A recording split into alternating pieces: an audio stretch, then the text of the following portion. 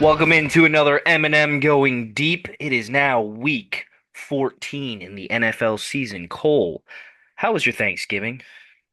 Uh, it's just a day to give thanks to the good Lord Himself and everything holy. The pilgrims, you can thank them too. John Madden, thank him for everything he's done for us.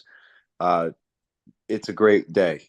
How When you was your? said the good Lord, I thought you were talking about John Madden. See, I'm not sacrilegious like that, but whatever.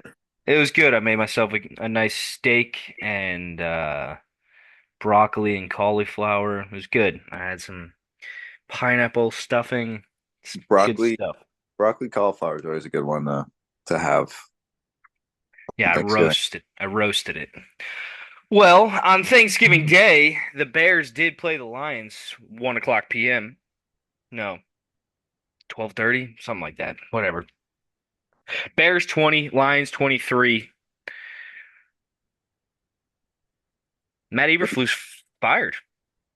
That was the most annoying game I've ever seen. And to be frank, I missed the second quarter of that game entirely. Uh, That's probably the worst quarter.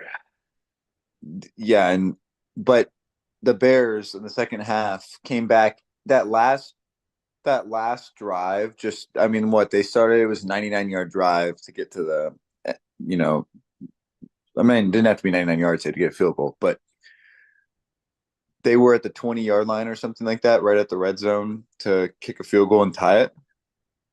And penalty.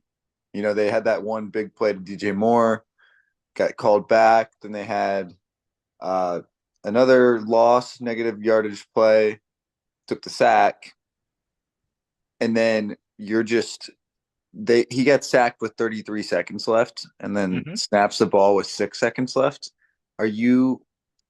I want to be mad at Caleb Williams if I'm a Bears fan, but I'm also you can't blame it on Caleb Williams. You've got to blame it on the coach. And I was so pissed as a Packers fan, needing the fucking Lions to lose, and the Bears just fucking blew it. It's so annoying too as a football fan, just wanting to watch a good football game, and someone's just situational football to make it in overtime and everything. You're just gonna screw the pooch like that. Like what the fuck?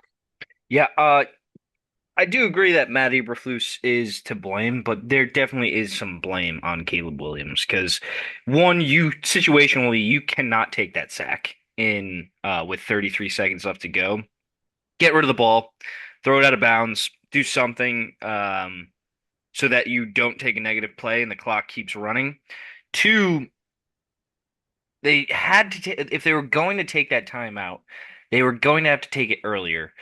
And I kind of understood why they didn't take it because they only had one left and it was third down. Agree. It's if you're a head coach, your rookie quarterback's like your kid. You give him his he's a kid getting paid millions and millions of dollars. All Yep. right. You give him a leash. All right. But you need to fucking have a play to allow you to kick a field goal by the end of the game. Hmm. If you realize that there's 8 seconds, 9 seconds, if I'm the head coach, if it reaches 12 seconds, I'm absolutely calling a timeout because Yeah. I'm panicking because if we even take a snap and drop back and throw the ball and it takes 5 seconds to get out of bounds because he throws it deep, then you're fucking yourself. So just like, why do you even wait till like, I could even see like 9 seconds.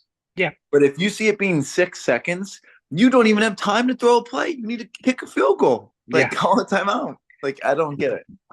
And that's why it was both of their faults because Caleb let it bleed really far. Yeah, And he's reading the defense like it's and fucking he's like aligning 1985. people like he has plenty of time. Yeah, Um it was a dramatic comeback by the Bears, but the Bears lose another game in horrific fashion, leads to the Eberflus fire. First time a Bears head coach has been fired within in the middle of a season ever.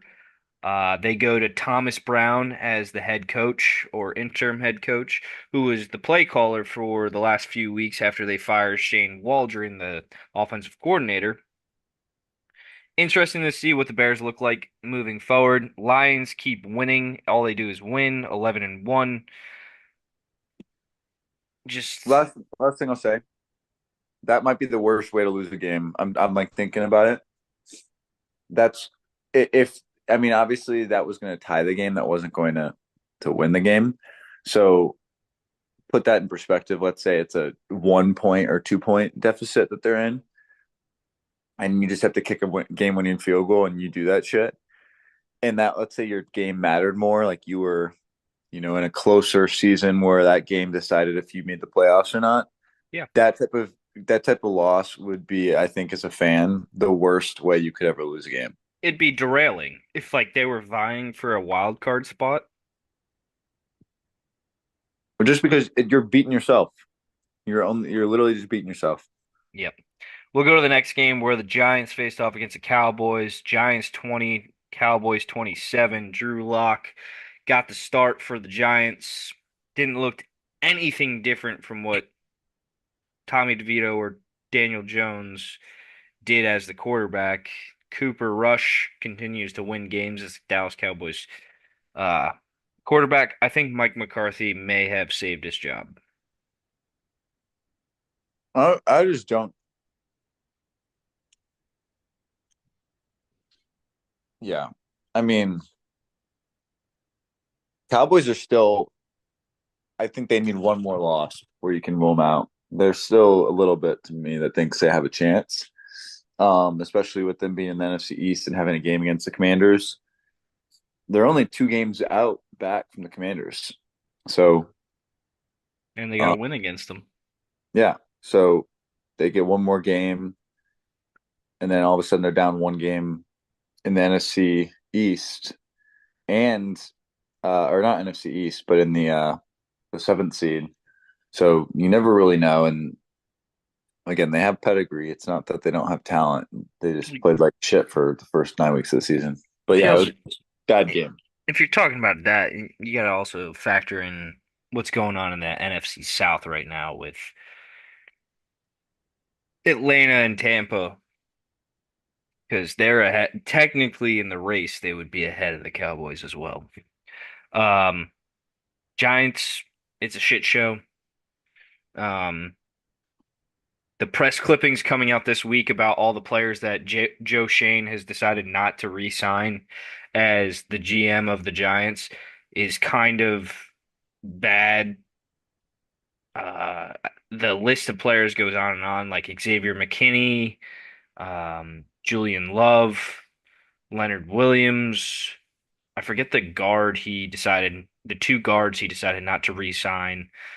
And then obviously Saquon Barkley being the biggest one. All of them having very good seasons on very good teams.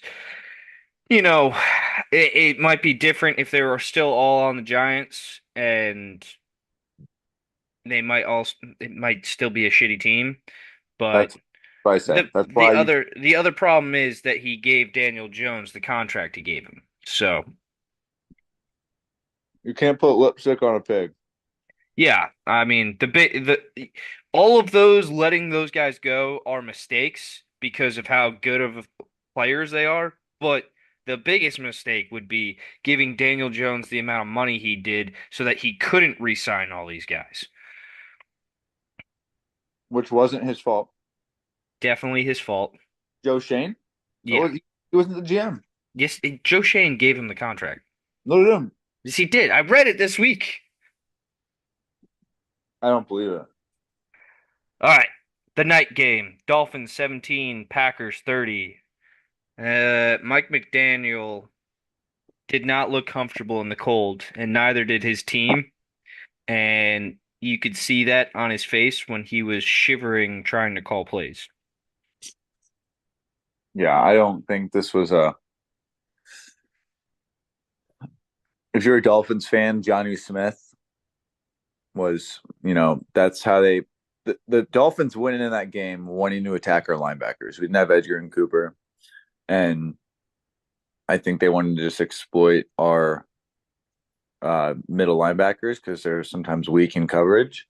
And they were just trying to attack the middle of the field. They didn't even really try to make an effort to get Tyreek and Jalen Waddle in the game. So, but yeah, it was a decent game. It was. I don't think it was ever like an extreme blowout, but Packers played well. They're gonna have to play a lot better tomorrow on Thursday Night Football against the Detroit Lions on the road. But Jordan Love's playing good. It's Toyotathon season, which is when he starts playing hot and all that bullshit. So I know every Packers fan just starts talking about that, which I actually don't want to be true because Toyotathon season ends in like the middle of January, and that's not what we want. So um, we shall That see. that 2 games in a row now, Jordan Love has not thrown an interception. Yeah, we're just on that trend when Jordan Love. One. Jordan Love. No, Jordan Love. Jordan Love, my man. My little guy. No, Jordan Love's uh in November and December, he's a better quarterback. It's just hopefully what the writing on the wall is, and to a T. I'm not gonna even say his last name because I'm gonna get a lisp and fuck it up. But uh Tua Tua's a September and October quarterback, and that works really well in college football, but NFL you need to be good in January and December and maybe next year, buddy. Um, I'll say my point when we get into the previews. But yeah, no, Packers look good. Josh Jacobs continues to be a big problem for defenses playing against the Packers. He just runs really hard. That juke move he had on whatever linebacker that was or corner was nasty. And Jordan Love was like standing behind him and he was shaking his head. Yeah, I think Josh Jacobs is severely underrated. And you go back to 2022 when he was the running back He's a rushing leader rushing leader for 2022. And then 2023, he had like a 3.4, 3.5 yard per carry average because he was rushing behind the shittiest offensive line and the shittiest offense. And and quarterback. yeah, so of course he's going to get stuffed. But I mean, it goes to show. I mean, he just turned 26. He's got a lot left in the tank. And I think he's perfect for our offense. He fits in so well. Yeah. On to Black Friday, Raiders 17, Chiefs 19, another game where the Chiefs probably should have lost, but they end up squeaking out a win.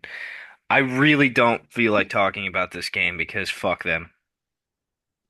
Yeah. It's what was the score? What was the score? Was it to tie the game? 19 to 17. It would have won the game. One. Yeah. So I mean, they not probably should have lost. They definitely should have lost. That was complete retardedness. Um,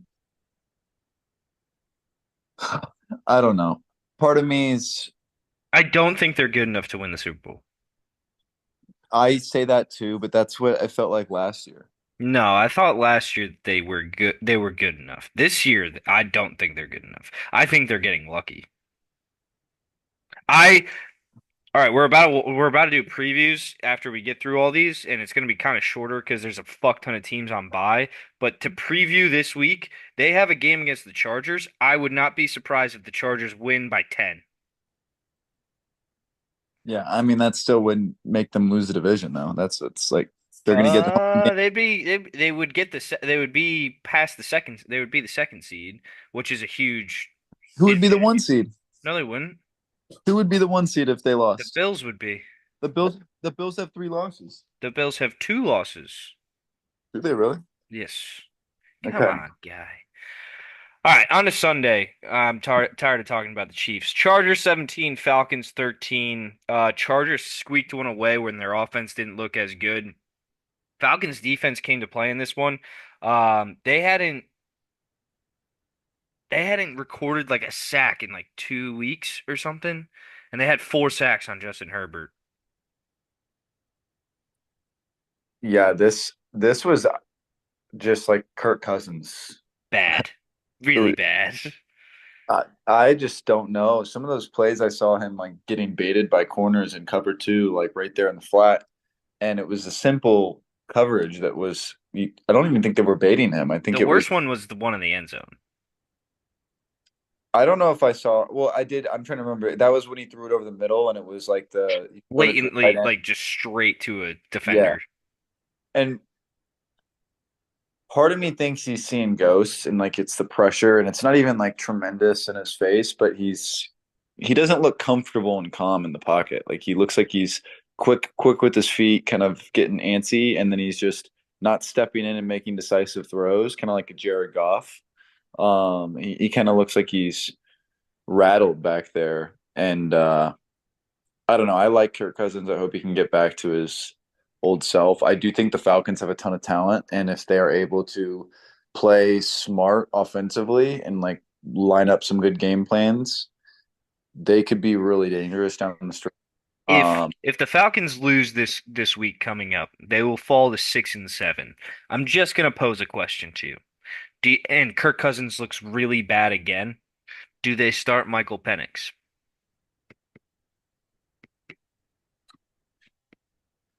I mean, just to give an answer, I would consider it depending on how he plays. If it's something that he didn't play well and he throws three interceptions again, yeah, you probably do.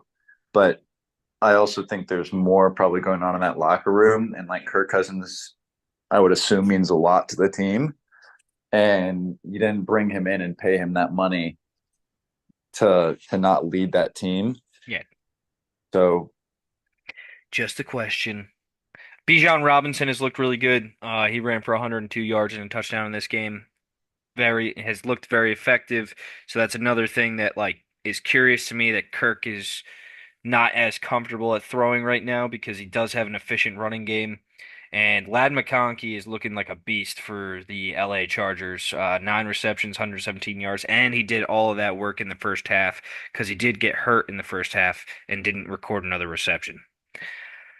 On to the next game. We got Steelers at Bengals. Steelers 44, Bengals 38. This was a old-fashioned shootout, and the difference in this one was the Pittsburgh Steelers defense created more turnovers than the Cincinnati Bengals defense. you have you've got to be as a Bengals fan, just again, just frustrated from a season standpoint. Just how bad they've been on defense. Their offense is putting up 34 points on average in the last 4 weeks. And here you are as a Bengals fan, not even getting a win out of it. They're And 1-3 when they score over 30 points. which to be fair, I mean you know this as a Bengals head coach or a Bengals front office when you're looking in the offseason and you know that you lost a lot in your secondary and your defensive linebacking core isn't the same. They still got Hendrickson. I always thought Hendrickson, and he's leading the league in sacks. I always thought Hendrickson was very underrated, but I don't know if Hubbard is still on the team as the other defensive end or if I he think he's got hurt. hurt. It's just like I don't know what they do answer wise, uh, because they used to be a good defensive team back when Perfect and all them. I remember like when they were first making the Vontez playoffs. perfect. Yeah, the guy that like serial kills receivers in the field every single week. Um, I mean, they had a good defense when they made it to the Super Bowl. That was like a thing that they held the Chiefs to what 20 points in the AFC Championship that year. yeah, but besides that, just I mean, they're a fun team to watch. They're going to make games fun. I think this next week, I know it's not talking a second down yet, but Cowboys Bengals will be a fun game. That's the Simpsons game. Steelers continue to win. Russell Wilson threw for 414 yards and 3 touchdowns in this one. Najee Harris got rolling. He was involved in both the rut as like running and in the pass game, which looked really good and very effective when they got him the ball. Um, I think it's a problem that the Steelers have a good passing offense, and it worries me. and their defense continues to look really good, even though they gave up 38 points in this one. Next game, we've got a fun one. Cardinals 22, Vikings 23. The Cardinals blew one here. They did. They definitely did. And sometimes I just get the Vikings are another team where I think they're kind of like a lucky team, but they're also I know they're good too. So I'm not thinking that they're not deserving of being, a good record team. Hmm. Frustrating as a team that's 9-3 in the Packers, and Yeah, you're third in your division, and you can't catch a break with the team falling. And it's just like everything. The Lions and the Vikings both should have lost probably this week. And I don't want to say the Lions should have lost, but they very well could have, yeah. and it doesn't happen. Um, Cardinals had a 19-3 lead in this one, and then it came down to the fourth quarter, or end of the third, start of the fourth, and Sam Darnold got cooking. And he started making throws, and he started dicing up the Cardinals defense and led the comeback, and had scored the touchdown with a minute and 13 seconds left on the clock. Problem for the Vikings, though, is they gotta figure out Aaron Jones's yips right now. He is on a fumble problem, and that could really hurt them. Yeah, I'm not worried about that as a Vikings fan, just because of me knowing Aaron Jones' whole career. I He texted does, my friend who's a Vikings fan, said he was very worried about it, and he would borderline start Cam Akers. yeah, and I don't know the friend, and I'm not gonna, you know, accuse him of not knowing what he's talking about because I'm sure he does. But Aaron Jones is incredibly consistent, and he fumbles every once in a while. I'm not saying he's never going to fumble. I think Josh Jacobs, the way he carries the football frustrates me. I think he's going to fumble. Aaron Jones, on rare occasion, will fumble the ball, but beyond that, He's fumbled I, 4 times in the last 2 games. he's fumbled over the last 3 games. So maybe it's more than that, or maybe it's four over the I know last. it's 4 over the last 2.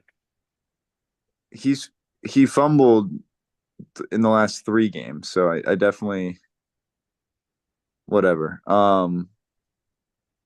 Yeah, I don't know. He caught the he got the one pass for a touchdown for the game winner. He They tried to blame him on that one fade ball on the back right side of the end zone. I mean, that was a beautiful throw by Darnold, but you're not going to catch that even if you come down with it. Like it's going to get popped right out. That's You can't get mad at him for not catching that ball uh as a running back. But anyways, Next game, we got Colts 25, Patriots 24. Patriots tried to attempt a NFL record 68-yard field goal in order to win this one. Came down to the wire. Anthony Richardson had another good game. Was able to effectively move the ball for the Colts offense, whether he was running or passing. He was very effective running the ball in this one. Scored the game-winning touchdown himself. Drake May is a fun quarterback, and he makes the Patriots actually watchable. I did not think Anthony Richardson was going to get that game-winning drive, let alone Anthony Richardson has some of the, and I'm not saying this isn't me being an Anthony Richardson hater, but he has some of the worst body language as a quarterback. I don't know if you've seen some of I how was he wondering presents. where you were going with that sentence. He's just so he's immature on the field a little bit. Like you can tell he's so young, and he just complains, and like a timeout will be called, and he'll start like throwing a fit almost like he's mad that his coach called a timeout. Like it's stuff like you see from a sophomore in college. And again, I'm not saying that I don't know what's going on behind the scenes with the offense and how they're calling the plays, but he just doesn't seem like when you're a fan, what do you want to see out of quarterback? You want to see someone that's calm, collected, composed, ready for the moment, like a Joe Burrow, calm, cool, anything, nothing flusters them. Anthony Richardson seems like just getting a snap off every 25 seconds seems like he's screaming, getting mad at the center. I remember they called a timeout. He started screaming at his center, like yelling at him. And it was like, dude, quit acting like you're not fucking reliant on that guy to save your fucking life every play. So anyways, they get that first touchdown, they go for two, get that. Would never have fucking thought it. And then yeah, 68-yard field goal from Joey Sly. They were 2 yards short. I was just doing the math in my head of how many games Anthony Richardson has played in the NFL because it's like I think it's just getting to double digits right now. Yeah, I mean he played what, three in year one, and he's been out like 3 to 4 games. Yeah, I mean Flacco started over him for a couple games. Yeah. But yeah, no, I get what you're saying. He just is he needs to develop a maturity level and kind of like garner respect from the rest of his offense. He's got to do something.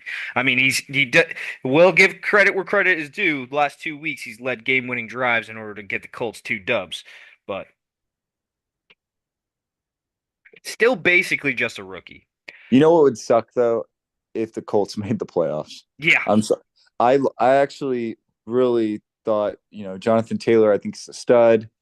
Haven't even heard his name in that offense in the last couple of weeks this was because his first touchdown in like 3 weeks. I This just game. I feel like he could be, just leveraged as their key guy that unlocks that offense. And it's something where I just don't even see him on the field and I'm sure he is. And it's just, I don't watch every single play of the Colts offense. Uh, but I just always seem to be watching the Colts and it's third and long and Anthony Richardson's throwing an incomplete pass. But It's been a yeah, little different lately. All right, next game, Seahawks 26, Jets 21. The Jets came firing out of the gate, up 14 nothing, and then Seahawks clawed their way back. Won on the graces of Leonard Williams' 92-yard interception return for a touchdown off Aaron Rodgers. The Jets fall to 3-9. Seahawks are now 7-5 in first place in the NFC West and control their own destiny. What's up with your Jets? yeah, that's tough. I mean, obviously this game I wanted to go the Jets' way for multiple reasons. One for AFC beating an NFC team, helping against a team that's a playoff contender in the Seahawks, and also seeing the Jets get back on track. First, it looked like Rodgers and Devontae were clicking, and then Devontae dropped a perfect throw. Just Devontae looks off too, just as much as you want to say Rodgers looks a little bit off. Devontae's not looking the same. Uh, yeah, just across the board, you're kind of just I don't know what to feel like as a Jets fan. I've it's like 2018 Packers where you have a really good team, your roster you feel like has the talent and you're just not winning and you fall out flat. Like their team has a lot of star players and they're playing flat. Uh, I think they just got to start from ground zero at the offensive line after this season and build from the trenches. Do it like the Lions did. That doesn't fail if you build your offensive line up and just maul teams physically with a run game and then have a quarterback that can actually make good decisions. But besides, and I'm not saying that Aaron Rodgers doesn't make good decisions, but he won't be around by the time they're good. And he Uh, probably won't be around next year either. yeah. So I mean, Seahawks, I think they're a really dangerous team. I think they're the best team on a consistency factor right now that you could say the NFC West, just because the Niners throw in the towel at this point, I think, and you're looking at a Cardinals team that is wildly inconsistent and a Rams team that you could say the same thing. So, uh, Yeah, yeah, I they're, understand your point. they're the team to beat. All right, next one. Boy, was I wrong about this one. Titans 19, Commanders Yes, you 42. were. Yes, you. I mean, right off the gate, Brian Robinson had a huge run right up the middle, in order to score a 40-yard touchdown, and that I was was going to the text you about this that one. was the moment that I was like, yeah, I don't think this is gonna go my way because I was touting how the Titans had a good run defense, and it was exposed on the third play from scrimmage or something like that. And then it went all south from there.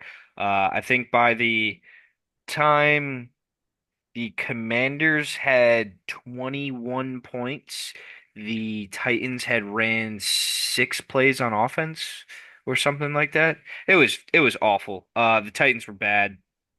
Commanders, you know, they have struggled recently and they really needed a win like this. Put up a big fucking awkward number on the scoreboard. 42 is a good number. And now they go into the bye week feeling good about themselves and they're in a good spot in order to get a playoff wild card spot.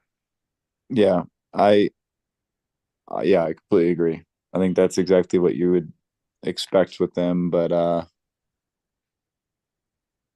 yeah, I don't know. It's long long story. I think they make the playoffs. I don't see an issue with them getting in. Fair enough. On to the next one, a fun one. Yeah, I mean, this whole week was good. Texans at Jaguars. Texans 23, Jaguars at 20. Big story coming out of this one. Trevor Lawrence getting hurt, a concussion on a play where he was sliding, and Aziz Al-Shahir, a noted guy that has taken some risky, cheap shots at other players, done some dirty things, is the one that lays the hit on Trevor Lawrence. Fight breaks out. I don't blame the Jaguars at all for starting a fight. They should definitely protect their quarterback, and they did that. And I also kind of credit Jaguars fans for throwing trash at Aziz Al Shahir as he exited the stadium. That was a dirty hit. Yeah, and what I don't get is, and maybe this was because he was ignited and spurred into something on the field, but after the hit, he was so angered. Like, did you notice like he was like cursing out and like proceeding to get involved with other players and wanting to like incite them into violence against him? Like he was angered after the hit instead of like apologizing or walking away. He still does not think that that was a dirty hit. Because I mean, he issued an apology, which was a written apology. He didn't have a press conference, but he issued a written statement. And if you read the written statement, it's it's hogwash. Somebody wrote it for him. And Uh, Al Shair is I've always thought he's a dirty player. I've always seen him play like he plays very physical, don't get me wrong, which is something you want to see from a player that's on your team. But he always is hitting after the play. He's always getting like little chippy shots on taking those team. risky hits when the quarterback's like running out of bounds. Yeah, so I know his name. Obviously, he's one of the better linebackers in the league. And when they got him on the Texans, that was something that D'Amico Ryans really wanted him and played really well under him earlier. So it's yeah, Al Shair is fucking kind of a douche, you know. Yeah, D'Amico Ryan's with a crazy statement at his press conference defending it too. All you got to do is just say it was a dirty hit. We're gonna move on. Like that's all you got to do. Just say it's a dirty hit, apologize, move on. But Al Shahir is now suspended for 3 games. Uh, Trevor Lawrence is done for the season. Jaguars in a lost season anyways. They're 2-10, but they were trying to put something together at the end of the year to, hang their hat on. But Texans squeak out another one, not looking the best. I mean, Nico Collins has been back for a few games now. He had 8 receptions, 119 yards. Joe Mixon ran for another 100 yards. But there's just something missing with that Texans team that it's just not clicking. And a lot of it has been surrounding CJ Stroud. But moving forward, Rams at Saints, Rams 21, Saints 14. We talked about consistency in the NFC West earlier when we were talking about the Seahawks. The Rams get a win here, move to 6-6. They are all healthy now. I could see them becoming more consistent with all of their guys being healthy, but wouldn't surprise me if they lose some games here in the home stretch and they fall out of the playoff position. They're 2 games behind. Would it be, yeah, 2 games behind the Washington Commanders for the final wild card spot. And the Saints, the Darren Rizzi effect has worn off. Yeah, my couple of takes on this game. One, I mean, at one point when they tied the game up with the Marquez Valdez-Scantling in the fourth quarter. I mean, this was you've got to kind of have respect for the Saints and what they're doing. They're doomed for a long time. With that, they're in roster hell coming up in 2025, 2026. They're gonna have cap mania figuring out they're such a veteran laden team, and they're gonna have to clean house and they're gonna be building for a while. So you really don't have a lot to look forward to as a Saints fan. I'd say out of every team, you have the least to look forward to. And I mean, their receivers, Dante Pettis, MVS, like just a bunch of misfit island toys that are playing for them because they don't have their best players on offense right now that are starting. And now they lost Taysom Hill for the year. So you're really like you feel bad for a player like Alvin Kamara that started out his first 4 years and was playing for, NFC championships because he had Drew Brees and Sean Payton and that whole offense. And now it's like his last couple of years that he's got to be good in this league. He's playing on the shittiest team in the NFL. So, and I don't say the shittiest team in the NFL. Like I think they're actually playing really competitive, and they're going to be a, a sneaky team to play down the stretch. But it just sucks because they're not going to make the playoffs this year, and this is really the last year that they're going to be even somewhat difficult to beat in my mind. The Saints made every wrong move post Breeze and Peyton era. They instead of hiring an outside head coach, they decided to hire somebody internally, which was Dennis Allen, and he ended up being, I think he is second worst in win percentage as a head coach outside of Hugh Jackson. I know that guy. Um, and they decided to bring Derek Carr in as the quarterback, thinking that he is exactly what Drew Brees was, but don't give him Sean Payton. Um, yeah, they made a lot of bad decisions after those two guys left. And yeah, they're in a bad spot right now, and it's gonna be weird to see what they do after this because it's still hard for me to picture a Saints team without Drew Brees. But we'll see what the Rams can put together at the end of the season. I don't really care about the Saints. On a Kyron Williams is top very, very, very, very good. And top top five running backs in the league. I think he's got to be. I know I always think about that because I try to size it up, and he doesn't have the star power yet, the name to be a top five guy. But I mean, what Barkley, Derrick Henry, I would pick if I'm drafting running backs for 2020. Let's say for a season, like I have next year, but let's say it's this year's for age purposes. I would put Saquon Barkley one, probably Derrick Henry two. I'd go Jameer Gibbs three, and then I'd probably go like Josh Jacobs four. McCaffrey. Yes, sure, but like I don't know. I think Kyron Williams is fucking good. I mean, yeah. I mean, he is very good. Did just name a lot of guys right there that would be ahead of him. Yeah, I would say he's arguably top five. By the way he plays, yes. By his like reputation and name, maybe top 10, whatever. All right, next game, fun one. Buccaneers 26, Panthers 23. Bryce Young. Bryce Young. Has he made the case that the Panthers don't need a quarterback? I think I think he might have made the case that maybe they made the right draft pick. Yeah. He I think is he is looking very, very good the last 4 weeks since he came back. well, that's the funny thing is like in Jesse, always had that like torment in his life of I can't believe we didn't draft CJ Stroud. And I finally think it's to the point where like Panthers fans are like, did we make the right pick? Like you saw over the last 5 games, Bryce Young has thrown 6 touchdowns, 3 interceptions, and only got sacked 7 times, whereas CJ Stroud has gotten sacked 19 times, has thrown 5 interceptions and only 4 touchdowns.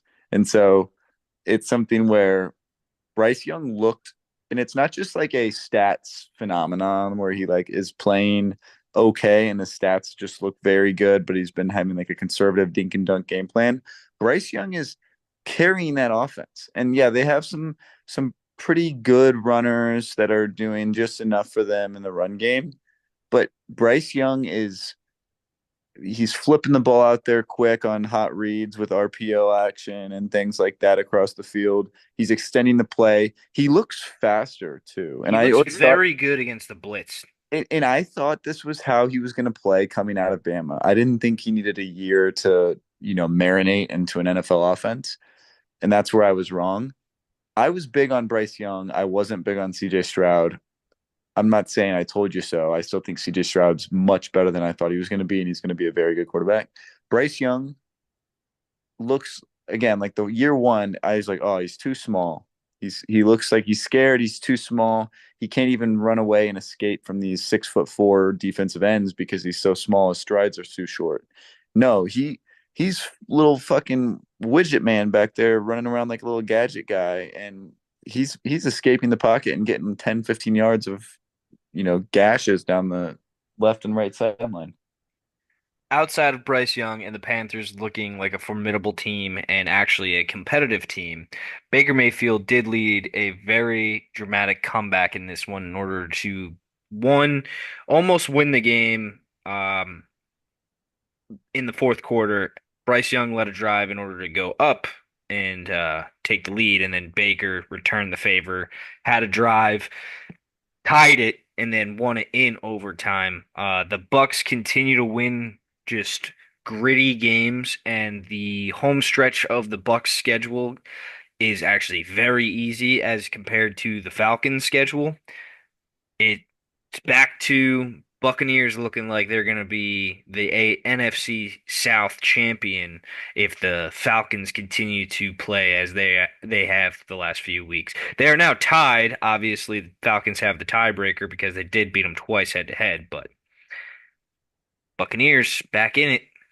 Yeah, Buccaneers are a team you don't want to see because they're veterans, they're gamers. Bryce Baker Mayfield's a stud, and he's having an incredible season. Mike Evans, incredible, even at his age, and Bucky uh, Irving, Bucky Irving is unreal, and 152 yards and a touchdown on this one.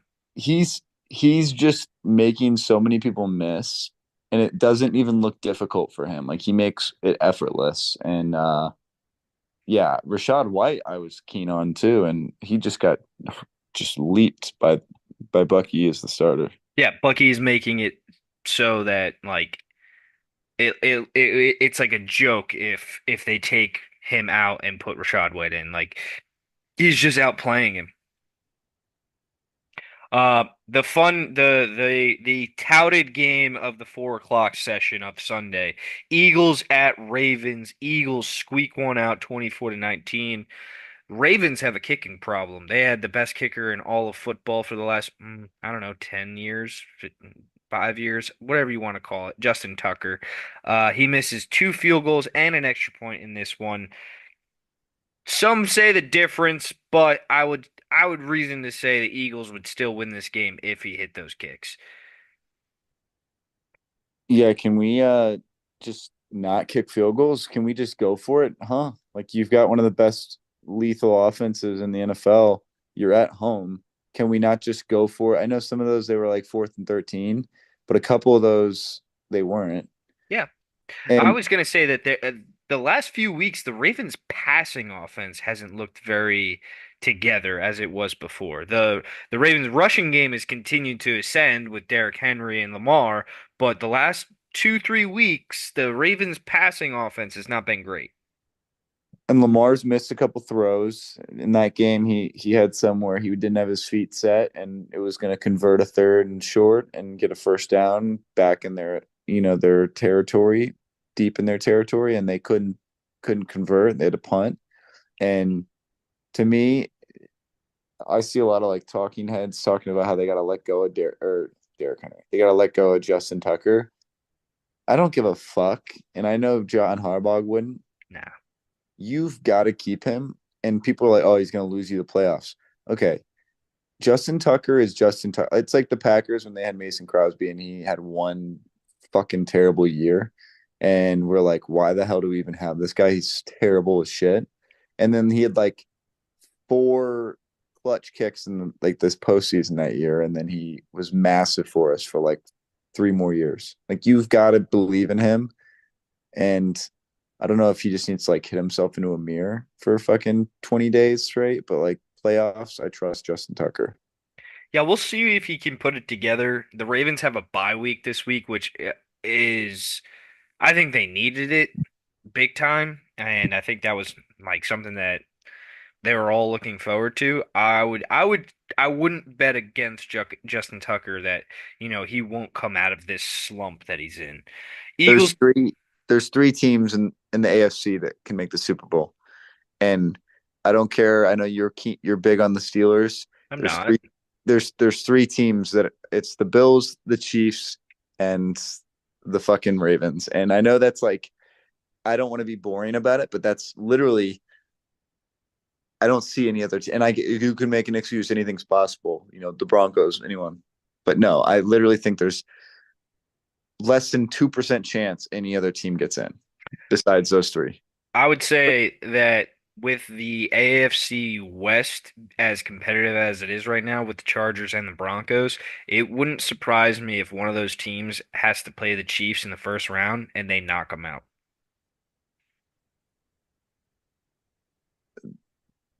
Okay, you think the Chiefs don't get the 1 seed? I don't think they get the 1 seed. They have a pretty tough schedule coming up. I mean that wouldn't that wouldn't shock me. That'd be the best case scenario for everyone besides Chiefs fans. But yeah, just interesting because Ravens are still my third team in the I'd say they're my second team in the AFC. I think the Bills, Ravens, and then the Chiefs. Sunday Night Football, it was a snowball, and the 49ers came to play the Buffalo Bills, and the Buffalo Bills absolutely hammered them 35 to 10.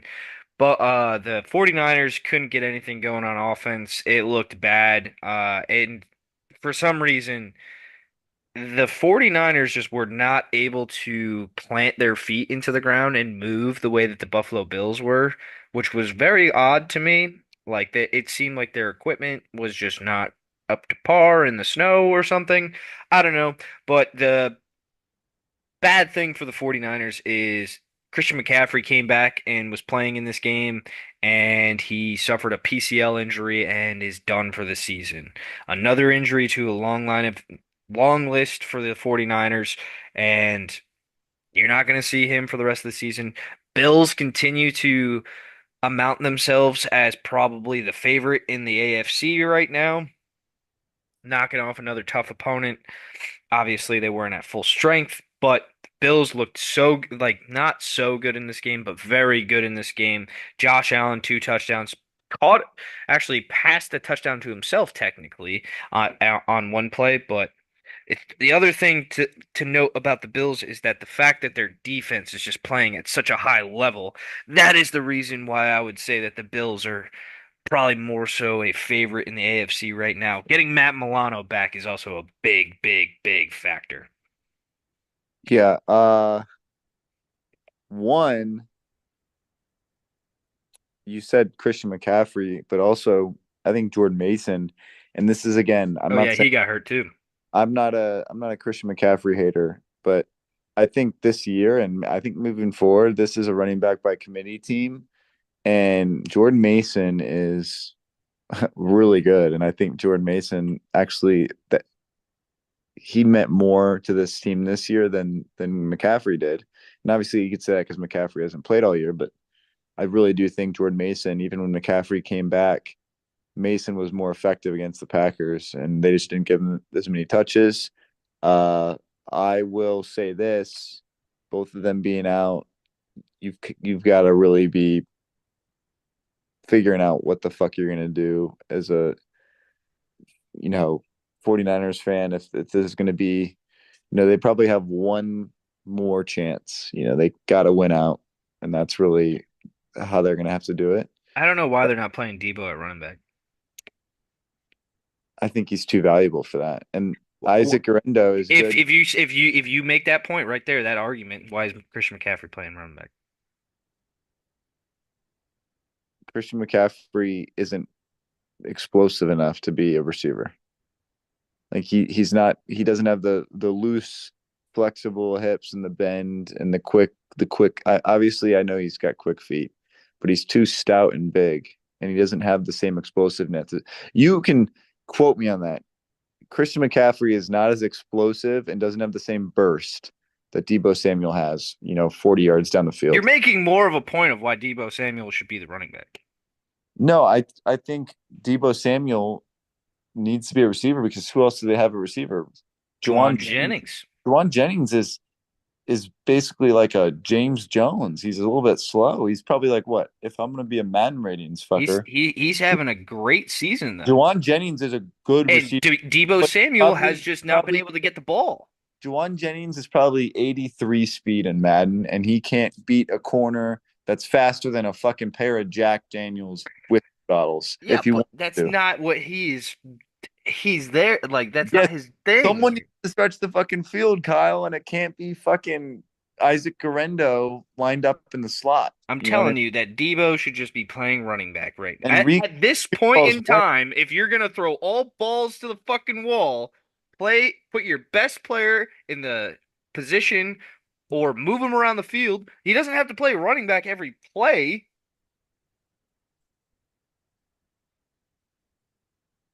Can you hear me? Yeah. Oh, okay. I thought I lost you. Um. Anyways, I think that's a good caveat for the next game. Monday Night Football, Browns 32, Broncos 41. Fun game. Didn't think the Browns were gonna win this one, and they made it interesting for me. And Jameis Winston is just such a pleasant watch, and I would rather watch Jameis Winston quarterback the Browns for the next 2 years than ever see number four ever see the light of day again.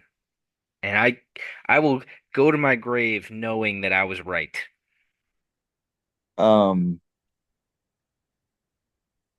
Gosh, I just hate that you probably have to see Deshaun Watson play quarterback for the Browns again. I don't think so. I think so. No, they don't. The lead PR guy for the Browns, Nathan Zagura, yesterday said, and we'll never see Deshaun Watson quarterback for the Browns again. It's over. It is over. Yeah. Well, anyways, yeah, I agree. It was a fun game. Some incredible plays by both quarterbacks. Jameis Winston, I saw a comment and it was kind of like, wow, that's so accurate. He plays quarterback like a 70s and 80s, just old school type of quarterback that it's almost like his feet are a little bit like dragging behind him. He's a little bit slow and aloof, but he's just got some like cannon and he's not afraid to throw it 20 plus yards down the field. And it kind of just floats in the air a little bit, but he's got a good arm and The way he's he maneuvers with the ball in his hands and it's like he's old running school and is it's just tough. so funny to me. And he's got like a touch to the ball that's like it's a old school style of play that he's got. And um what I love about Jameis is he's just he's a battler. Like he's not gonna quit, and he's got always that energy that every single drive he goes out there, he's gonna try to make a play, and that's what's cool. Is like you guys could be down 27 points, and he's gonna be running around in that pocket like it's fourth down in the Super Bowl, and that's what I love about him. David Njoku, getting him involved, that was great. Uh, He is now the leader in touchdowns for the Browns franchise since returning since 1999. yeah, that's awesome. And I mean, I thought Elijah Moore looked good. I'm trying to think. Jerome Ford got some action. Nick Chubb, he's not the same player, but he's still an important piece of the team. And yeah, I just looking at the Denzel Ward had a nice little breakup that led to an interception, but Bo Nix is just playing incredible for a rookie, and I know he's like 25 years old almost, so I it's not wasn't real. that impressed with him. I think Bo Nix He made some good plays, don't get me wrong. But outside of the Brown, like Jameis throwing two pick sixes, the Browns win that game.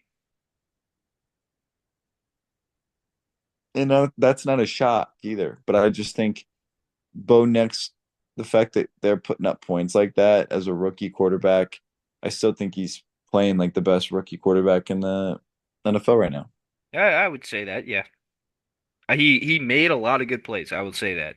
And like when he got outside of the pocket, I did worry about like what the fuck is this guy about to do?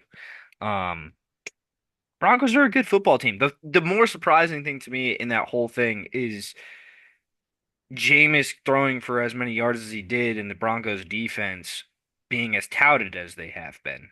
Like they even though Bo Nix is having a great season and their offense is coming together, yes. But the thing that they could hang their hat on was how good their defense was and how good like Pat Surtain and every all those guys were in the back end. And you didn't see it in this game. Did the Browns find some a weakness in the Denver Bronco defense that people are now going to attack? I don't know. Or was it just Jameis Winston? Yeah, I yeah, I agree. All right, moving on to second down. Second down is presented by two fun guys. Who doesn't like having fun with two fun guys? First game, Thursday night football, Packers at Lions. Lions, 3-point favorites at home. Big Three game for the division. three and a half. I'm looking at it right now. Okay, it was three and a half. Uh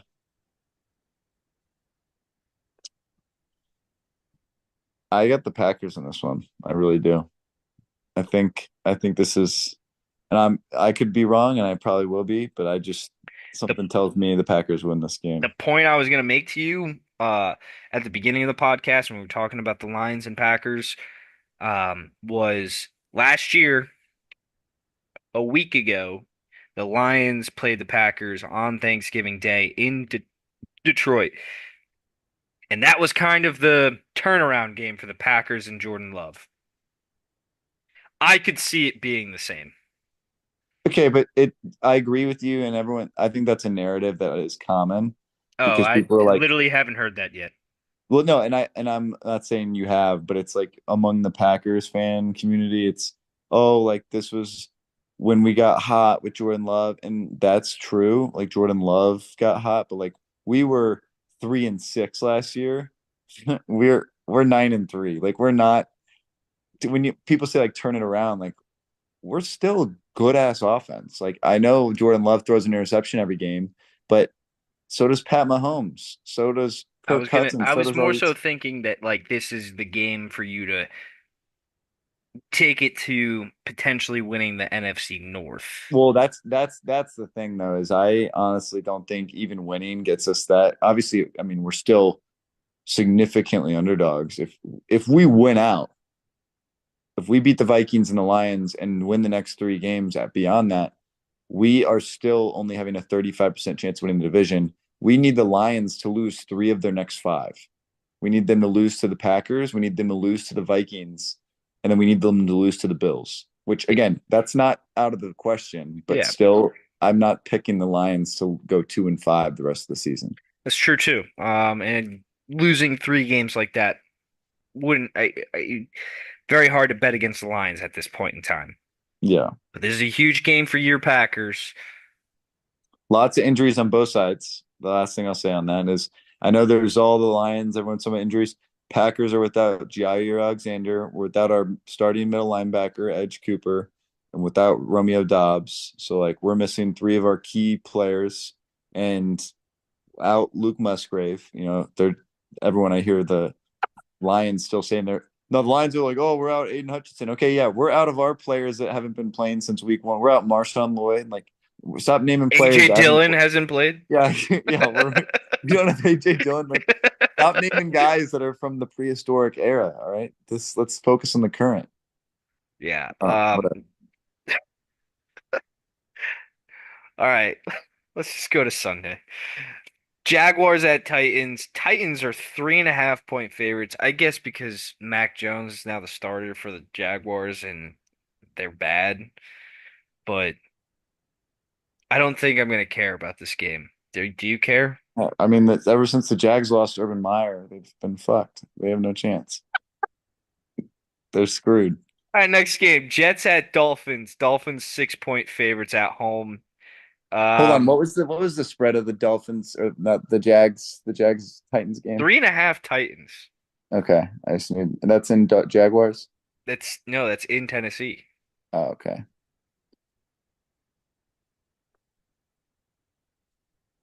That's all I needed to know. I just wanted to know the spread.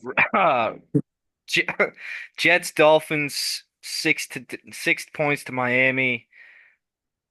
Uh, yay. Yeah, that's. I mean, someone's house is burning down after this.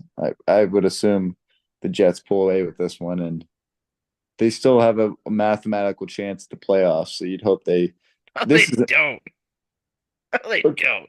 you're right. You're right. But Kyle, can we just admit this is the worst from an NFL viewer ratings perspective. This is a worst case scenario for the NFL.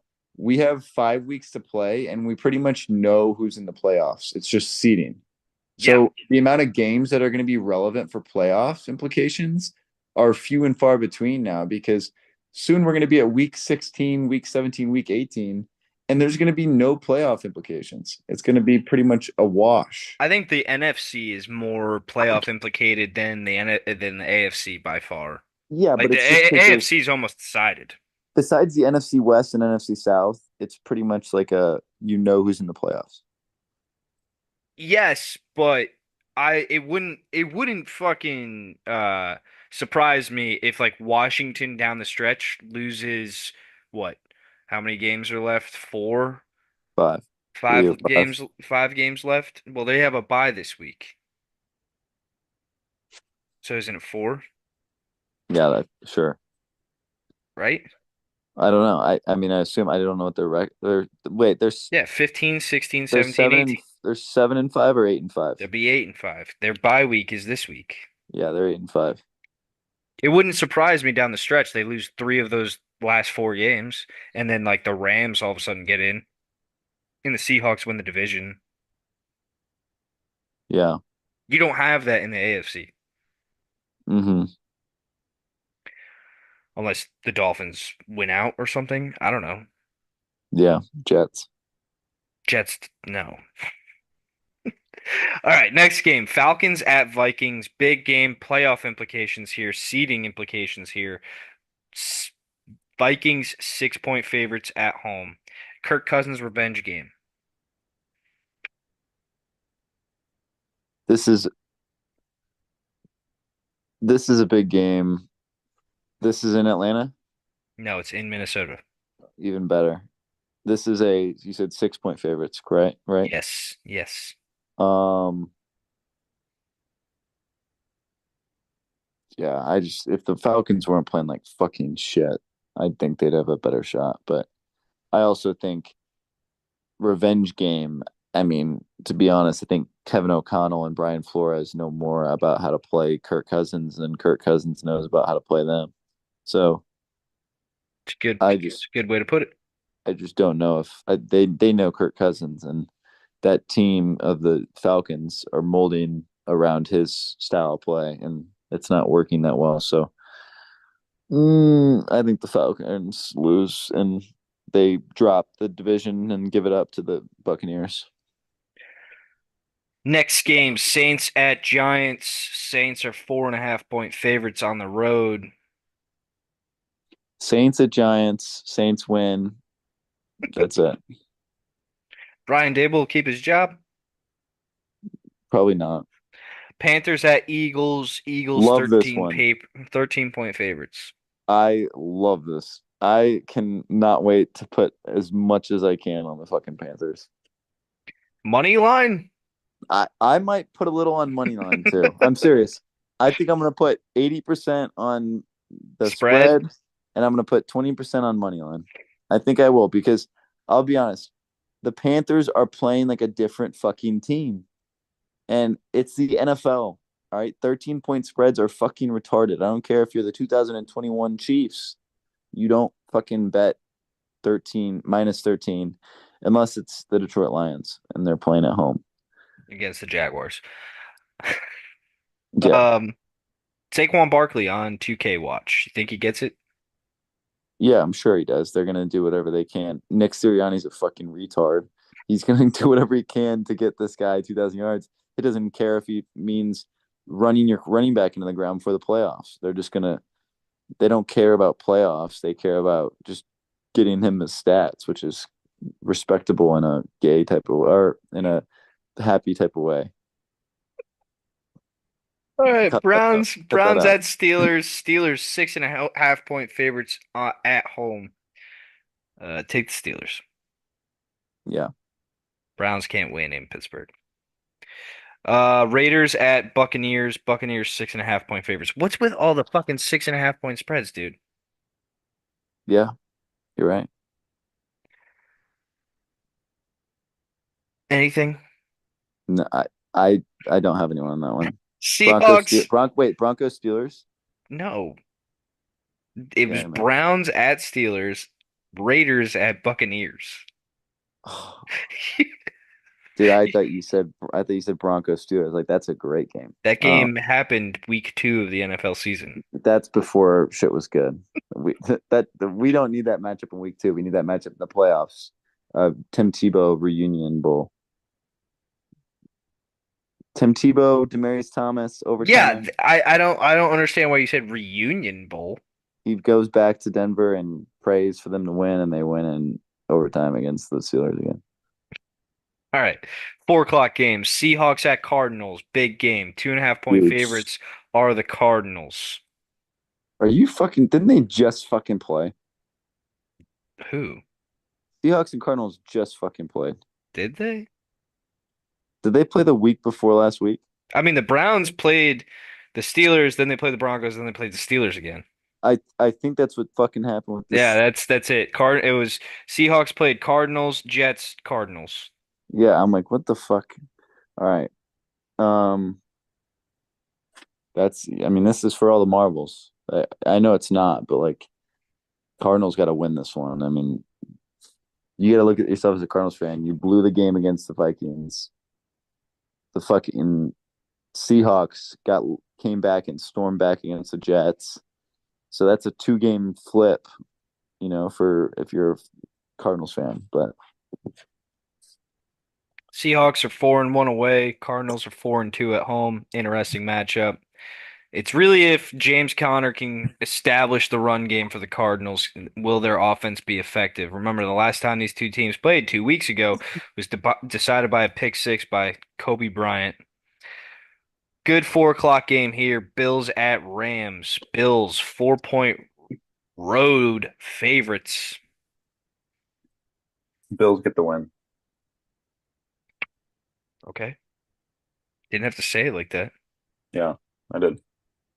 All right. Next game. Bears 49ers. 49ers are 4 point favorites at home against the Bears. What does Caleb Williams have left in the bag? That's an interesting one, man. I'd I be think very, yeah. the Bears win that game. Ooh, getting spicy. Is that going to be your upset of the week? We'll find out later. 8 o'clock, Sunday night football. Chargers at Chiefs. Chiefs are 3.5 point favorites under the lights. This is a big one. This is the Chiefs and who? Chargers.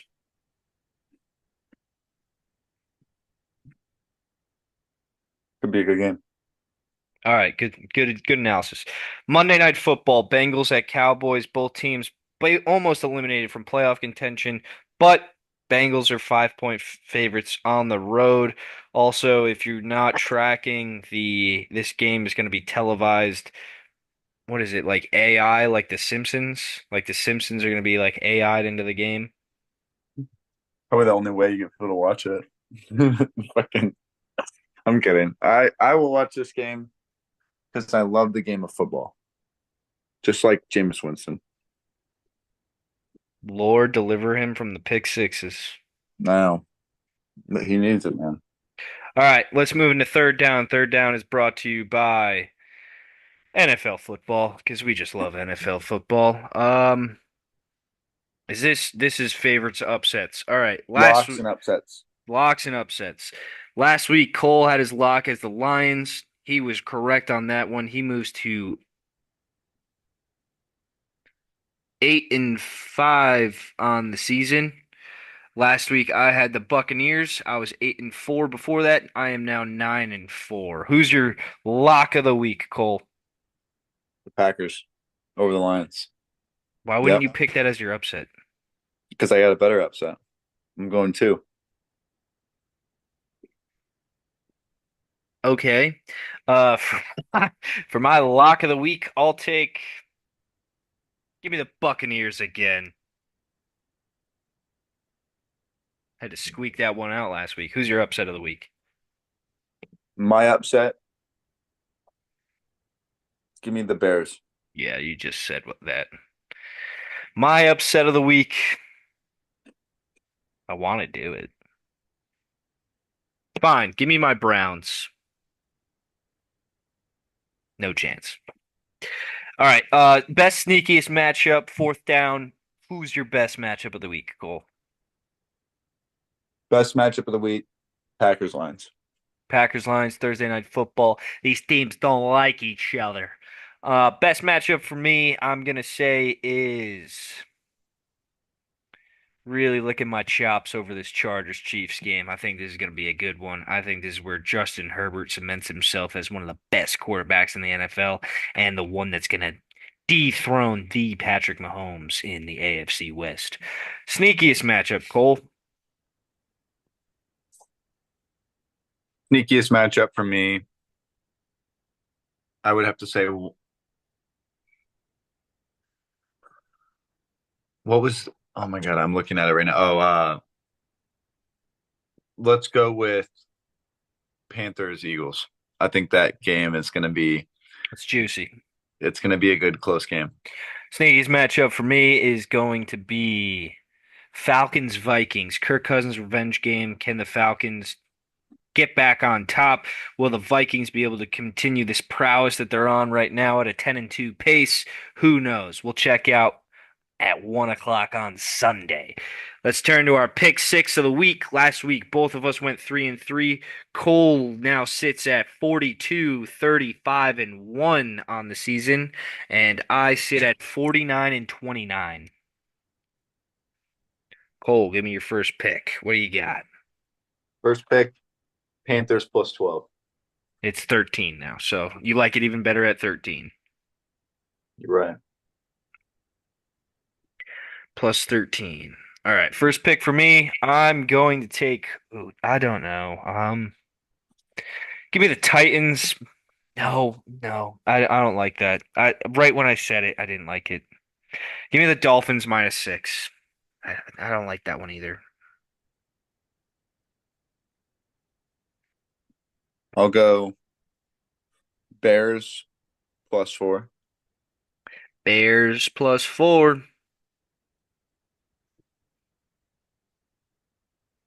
Give me the Chargers to cover 3.5.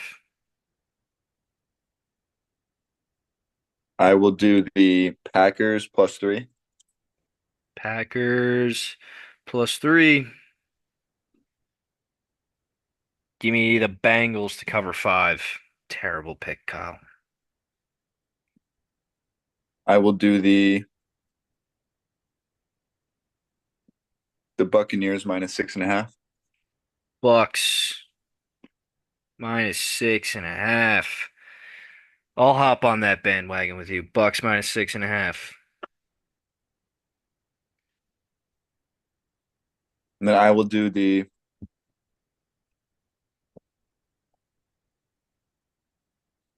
I'm gonna go Rams I know I said the Bills are going to win, but I'm kidding. The Rams +4. Rams +4.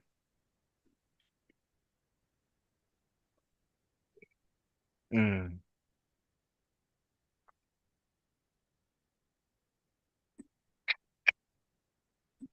Um, I do like I do like Bills -4. Look at that.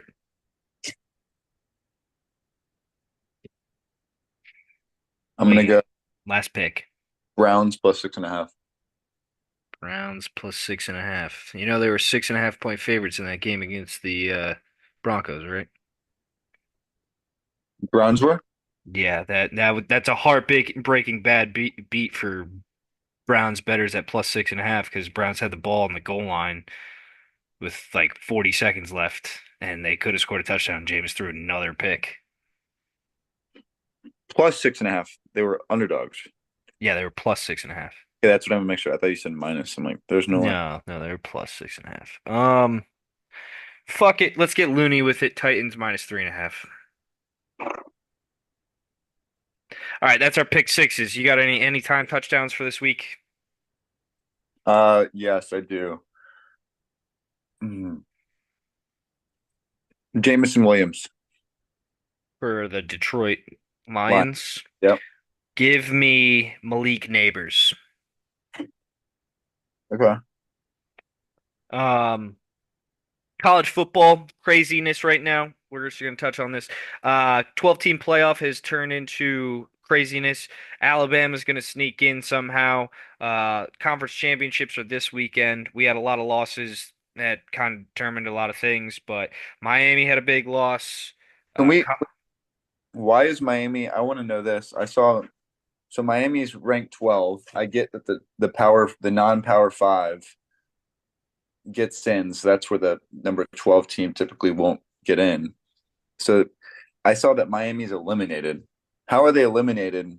Just because they missed the ACC championship? Are you not penalized anymore if you lose a? Let's say that SMU beats Clemson by 55 points. Mhm. Clemson can't be hurt by that, No, and Clemson's out if they lose. so. But you see what I'm saying, though? How is teams can fall? So how is Yeah, I Miami mean, like eliminated? Clemson's not even in the top 12, and they're in Let's the ACC championship. say SMU, for example. So Ooh, SMU gets clobbered by Clemson. How by can? by like 50. Yeah, I would say if they get clobbered by 50, SMU's out and Alabama's in. no, Alabama's already in. Well, Yeah, you I know what? know. You know what?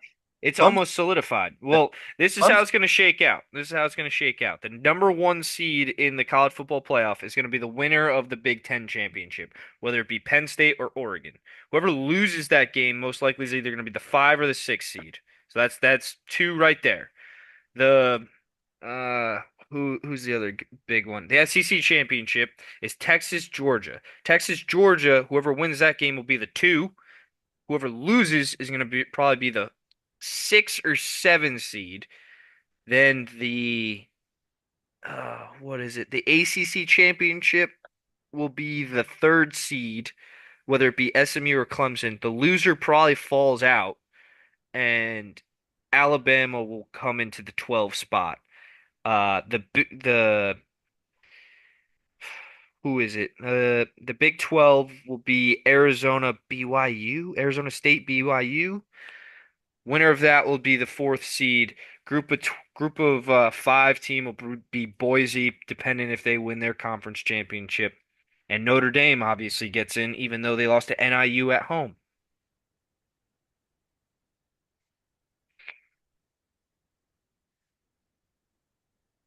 I think there's two from the Big Five. Group of 5, Yeah. UNLV. Yep. No, wait.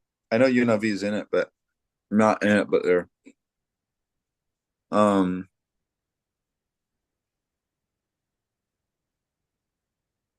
It's Oregon, Penn State, Georgia, Texas, SMU. Let's just say one from the ACC. So that's 3, or no, that's 5 teams. Big 12 winner is 6 teams. Notre Dame,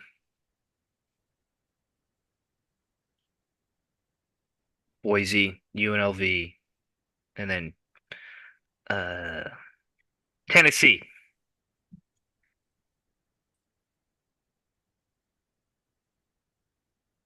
Yeah, I don't know. Tennessee's the other one. Tennessee's Iowa, only got 2 losses. it's not Arizona State and BYU. It's Arizona State and Iowa State. Iowa State.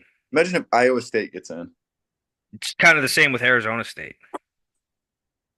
They've both had miraculous seasons. Arizona State got hot at the end. Iowa State fell to Kansas in the middle of the season. Can we Kansas, admit? Can we admit this season though? And I don't think it's anything to do with. And that's what's so cool about this playoff is the playoffs themselves can redeem a football season. But I don't think this season has like any of the star power of what I've expected in the past. And there's not one dominant team. That's what it is. there's not one team that can.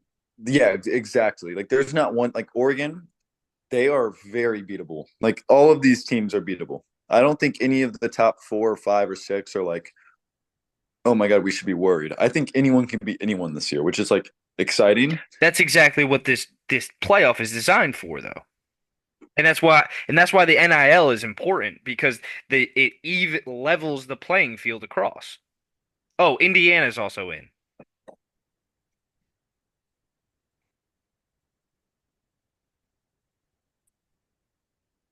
I don't know. I feel like Indiana and Miami would be a toss up. If like they went head to head. That would be a really good game because Indiana just needs to play a good fucking team before you can tell if they're good or not. And You could say the same about Miami. yeah, Well, that'll wrap up MnM going deep this week. College basketball started. That's fun. Hockey's nothing to report there. The Rangers definitely don't suck. Pleasure talking to you, Cole, and pleasure for you guys listening. We'll see you guys next week. And as always,